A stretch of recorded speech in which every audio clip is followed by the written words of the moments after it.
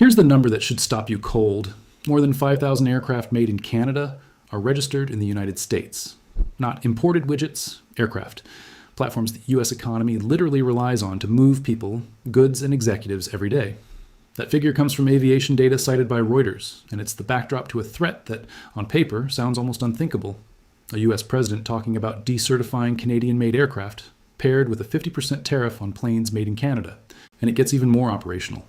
CNN cited aviation analytics showing 648 Canadian-made passenger CRJ regional jets in use in the U.S., scheduled for more than 2,600 flights daily, representing 175,000 passenger seats every day. If you want to understand how quickly this could jump from politics into real economic disruption, start there. This is the story of a very modern kind of geopolitical conflict, one where regulators and certification processes become leverage, and where a trade threat can be delivered as a social media post. The immediate headline is Aerospace, Gulfstream versus Bombardier. But the deeper story is about the global economy in 2026, trade uncertainty, central banks trying to land a soft landing, and middle powers openly preparing for a world where economic coercion is no longer theoretical. Opening shock, a tariff threat that reaches into U.S. airspace. On January 29th, President Donald Trump threatened Canada with a 50% tariff on any and all aircraft sold into the United States, arguing that Canada was wrongfully refusing to certify Gulfstream jets for operation and sale in Canada. In the same burst of escalation, he declared the U.S. was decertifying Bombardier Global Express business jets, language that immediately alarmed airlines, lawyers, and aviation analysts. Within hours, the White House position appeared to narrow, with a U.S. official telling Reuters the president was not suggesting decertifying Canadian-built planes currently in operation, a crucial distinction because grounding active fleets would be close to a transport emergency. But the damage was already done. The threat injected uncertainty into a safety-based system whose credibility depends on being insulated from politics. Markets also heard the message. Reuters reported Bombardier shares dropped as much as 9% following the threat, with aviation law specialists fielding client questions from aircraft owners and would-be buyers, because in business, aviation, regulatory doubt is financial doubt. Here's the contradiction that makes this case explosive. Certification is supposed to be about safety, full stop. If certification becomes a bargaining chip, then every country learns a new tactic. Approve our products, or we'll question the safety of yours. U.S. airline officials warned Reuters that if decertification could be used for economic reasons, it would hand governments a powerful weapon and could put the global aviation system at risk. Historical parallel, the 737 MAX and the fraying of regulatory trust. To understand why aviation professionals reacted so sharply, you have to rewind to a recent memory that still haunts regulators, the Boeing 737 MAX crisis. After that crisis, European regulators delayed endorsement of some U.S. certification decisions and pressed for additional design changes, creating friction with the FAA. Reuters explicitly points to this era as a precedent for regulators asserting independence and demanding more data, even when another regulator has already approved a design. That history matters because it normalized something the public rarely thinks about. Validation is not automatic. The country where an aircraft is designed is typically responsible for primary certification, but other regulators can ask questions, demand more testing, and critically, move at their own pace. That isn't protectionism by definition. It's how independent oversight works when the stakes are human lives. So when the Gulfstream Canada dispute erupted, the real question wasn't who's right. The question was, what happens when a major power tries to force a safety regulator's hand, publicly, under threat of tariffs and certification retaliation? Because once you cross that line, you don't just create a bilateral dispute. You create a template. The catalyst? Gulfstream's certification delays become a political trigger. At the center of the conflict is Gulfstream, owned by General Dynamics, and its aircraft models. The U.S. side says Canada has delayed certifying, including the G500, G600, G700, and G800. Trump's demand was blunt: certify the jets, or face aircraft tariffs and certification threats. Transport Canada, for its part, signaled, through statements cited by Reuters, that it was continuing to work with Gulfstream and the FAA on certification. In other words, no public surrender, no public refusal, just the slow procedural language regulators use when they refuse to be boxed into a political timetable. Then, in mid-February, a new data point landed.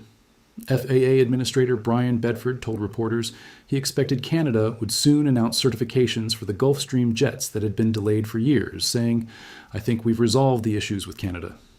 That's not a victory lap. It's a signal that this may end quietly, not loudly. But even a quiet resolution doesn't erase the precedent set by the threat.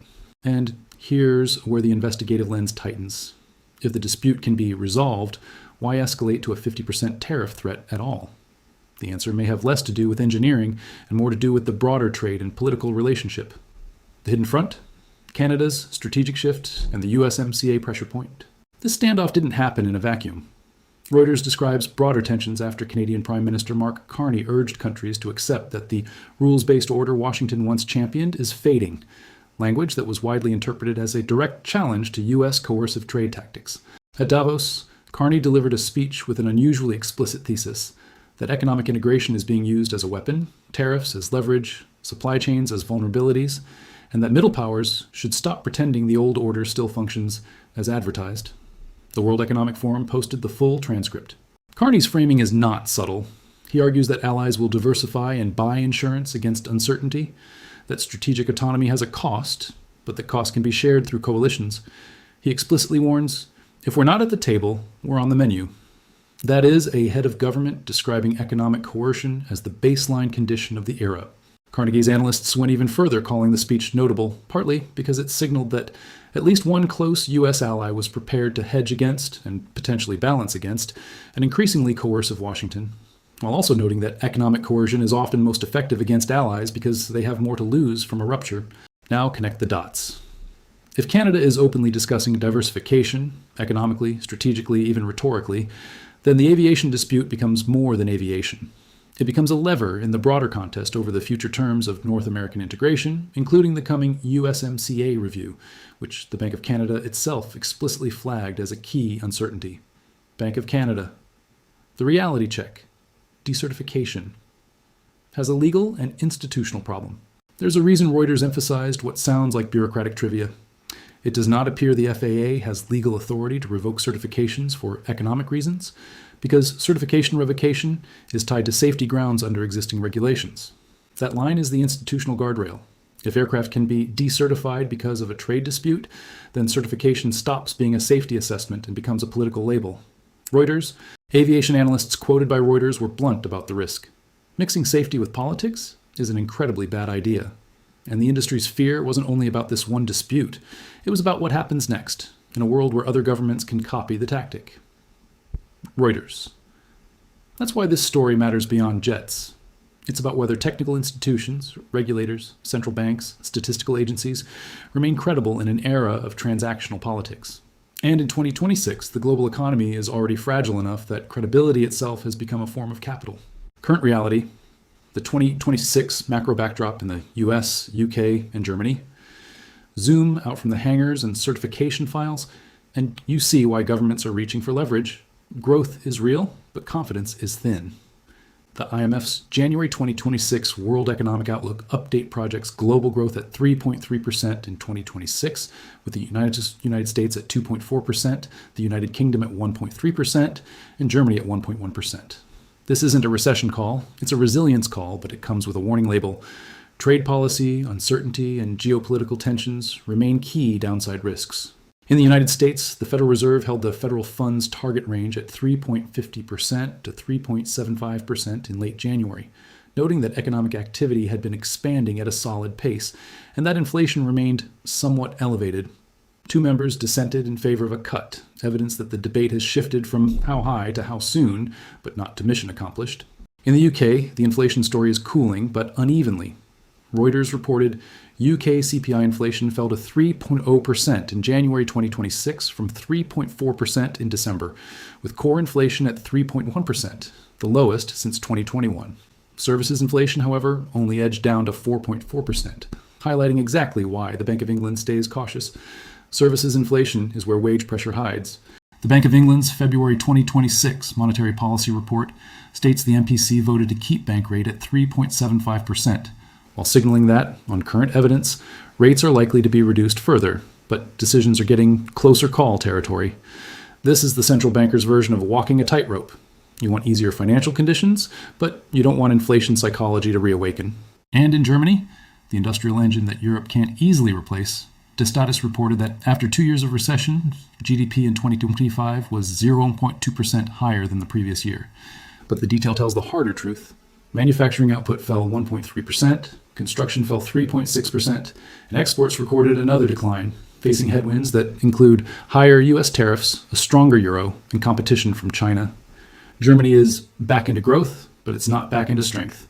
Meanwhile, the ECB held its key rates unchanged in early February, with the deposit facility rate at 2.0%, describing an economy that remains resilient, but still uncertain due to global trade policy uncertainty and geopolitical tensions. That phrase, trade policy uncertainty, keeps showing up because it's now a macro variable. Canada's central bank made the linkage explicit. In January, the Bank of Canada held its policy rate at 2.25% and warned that the outlook was vulnerable to unpredictable U.S. trade policies, stating that U.S. trade restrictions and uncertainty continue to disrupt Canadian growth, and flagging the upcoming Canada-U.S.-Mexico agreement review as a key source of uncertainty. This is the macro environment in which a 50% aircraft tariff threat lands, right on top of central banks trying to keep expectations anchored. The aerospace reality. The U.S. isn't just the aggressor, it's also exposed. The White House threat was aimed north, but the exposure is also American. Bombardier itself emphasized it has about 3,000 employees in the U.S., spread across 9 U.S. facilities plus thousands of suppliers, an argument designed to reframe the company as part of the American industrial ecosystem, not simply a foreign target. Reuters also highlighted that Bombardier has a facility in Wichita, Kansas, where it is growing its defense business, making the decertification language touch a politically sensitive zone. U.S. defense-adjacent aerospace work. Now add the fleet layer. Reuters warned that if threats were carried out broadly, they could drastically affect U.S. carriers reliant on Canadian-made aircraft for regional service. CNN's reporting turns that into a concrete operational picture. Regional flights are the only source of service for a large share of U.S. airports, and the CRJ ecosystem supports daily connectivity that can't be replaced overnight by simply swapping aircraft. In real terms, a regulatory hammer blow becomes a rural connectivity crisis, fast. This is the overlooked lesson. In a deeply integrated economy, punitive tools can boomerang. If the U.S. signals it can politicize certification, other jurisdictions can do the same. And aerospace is one of the few industries where that kind of retaliation doesn't take years. It can take days, because it hits operating permissions. 2 credible interpretations: safety, independence versus protectionism by procedure. So what is Canada really doing by delaying certifications? One credible perspective is simply regulatory independence. After high-profile aviation safety failures globally, regulators have strong incentives to demand additional data, especially for novel design elements and extreme operating conditions. The post-737 MAX era pushed validation authorities to be more assertive, not less. The logic is, if something goes wrong, we trusted the other regulator, won't protect public trust, or political careers. Reuters' reminder about Europe pressing the FAA after 737 MAX supports this framing. The second credible perspective is strategic and political. Certification delays can function as a slow-motion trade barrier, one that rarely triggers the kind of formal dispute mechanisms tariffs do. If Canada's regulator moves more slowly on a key U.S. competitor's jets while Canada's flagship manufacturer is competing in the same market segment, Washington can interpret the delay as industrial policy by other means.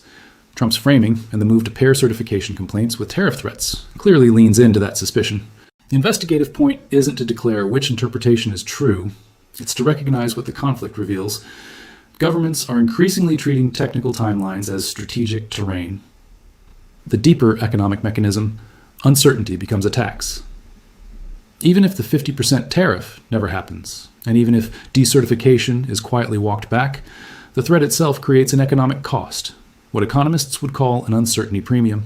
Business jets are expensive, long lead time purchases. Airlines plan fleets years in advance. Suppliers sign contracts based on regulatory stability. The moment you introduce, what if this aircraft becomes politically vulnerable? You increase the discount rate on investment decisions. And across the Atlantic, Europe is trying to restore industrial momentum while keeping inflation expectations anchored. Germany is trying to rebuild growth while manufacturing remains under pressure. The UK is trying to cool services inflation without crushing demand. The US is balancing growth with inflation that is somewhat elevated. That is not a world that can easily absorb new uncertainty shocks. Canada's central bank practically wrote the macro summary. The outlook is vulnerable to unpredictable U.S. trade policy, and trade restrictions and uncertainty continue to disrupt growth. When a central bank uses the word unpredictable in an official statement, it's telling you that policy risk has become structural. Forward outlook. 3 paths. From here, and what they mean for the West. From here, the most reasonable projection isn't a single dramatic outcome, it's a branching set of plausible paths, each with different implications for Western economies. Path 1 is the quiet fix. The FAA administrator's comments suggest Canada may announce certification soon, allowing both sides to declare progress without admitting coercion worked. This reduces immediate escalation risk, but it doesn't remove the incentive to use similar threats again, because the tactic can be claimed as effective. Path 2 is regulatory fragmentation. If countries conclude certification can be politicized, they may increase independent checks, slow validations, and demand more data as an institutional defense mechanism. That would raise costs across aerospace, extend timelines, and potentially reshape where aircraft are built, modified, and maintained. Over time, that becomes an industrial policy story and an inflation story because higher compliance costs flow into prices. Reuters' warning about the risk to the entire aviation system points directly at this pathway. Path 3 is broader trade realignment. Carney's Davos speech, especially the call for middle powers to coordinate and diversify, implies Canada is preparing for a longer-term tension, not a one-off fight. Carnegie's analysis suggests such hedging could spread among U.S. partners. If that happens, the USMCA review becomes not just a technical renegotiation, but a referendum on the future of North American integration in a world of economic coercion.